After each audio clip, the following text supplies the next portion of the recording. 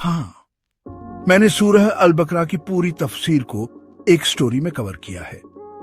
ये एक बच्चे और उसके दादाजी की बातचीत के जरिए बताई गई है, ताकि आसानी से समझ में आए और दिल को छू जाए।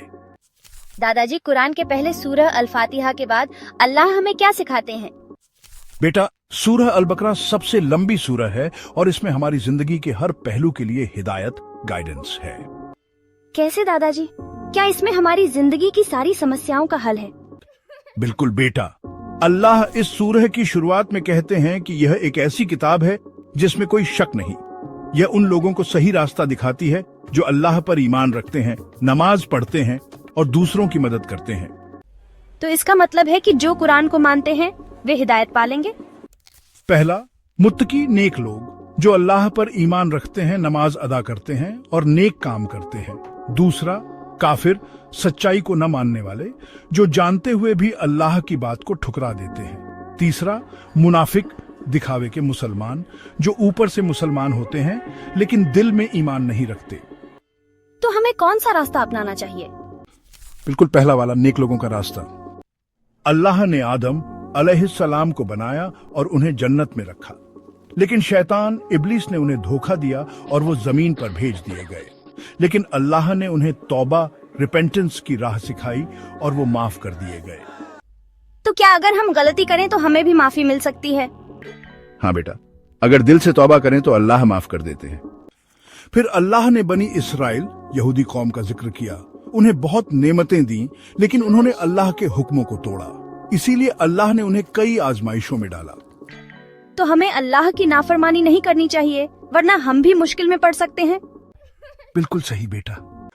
फिर अल्लाह ने हजरत इब्राहिम अलैहिस्सलाम का जिक्र किया।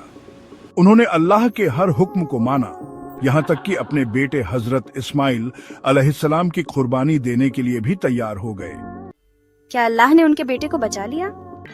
हाँ बेटा, अल्लाह ने उनकी आजमाइश को कबूल किया और उनके बेटे की जगह एक जानवर भेज दिया। इसीलिए हम ईद उल अजहा मनाते हैं। तो दादाजी, सबसे सही रास्ता कौन सा है?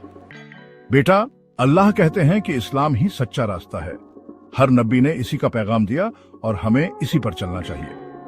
अल्लाह ने इस सूरह में हमें कई जरूरी हुक्म दिए, जैसे नमाज कायम करना, ज़कात देना, साबर रखना का एहसास करना और हराम और हलाल में फर्क समझना। दादाजी, तो अगर हम इन हुक्मों को माने तो अल्लाह हमसे खुश होंगे? बिल्कुल बेटा, और हमें कुरान को सिर्फ पढ़ना नहीं बल्कि उस पर अमल भी करना चाहिए। सूरह अल बकरा के आखिर में दो बहुत खास आयतें हैं जिन्हें आयतुल कुर्सी और आखिरी दो आयात कहते हैं। अगर कोई इन्हें रोज पढ़े तो अल्लाह उसकी हिफाजत करते हैं। तो मैं भी रोज इन आयतों को पढ़ूंगा। अल्लाह तुम्हें हमेशा सीधी राह पर चलाए बेटा। कुरान में कोई शक नहीं, यह हिदायत की किताब है। हमें नेक लोगों की राह अपनानी चाहिए, गलती के बाद सच्चे दिल से तौबा करनी चाहिए। इस्लाम ही सच्चा धर्म है और हमें अल्लाह के हुक्मों को मानना चाहिए। आपको यह स्टोरी कैसी लगी? अगर अच्छी लगी तो इसे दूसरों के साथ जरूर शेयर करें, ताकि और लोग भी सूरह अल बकरा को समझ सकें। यह पूरी सूरह अल बकरा की संक्षिप्त तफसीर, समरी है जो कहानी की शैली, स्टोरी फॉर्मेट में बताई गई है, ताकि हर कोई इसे आसानी से समझ सके और इससे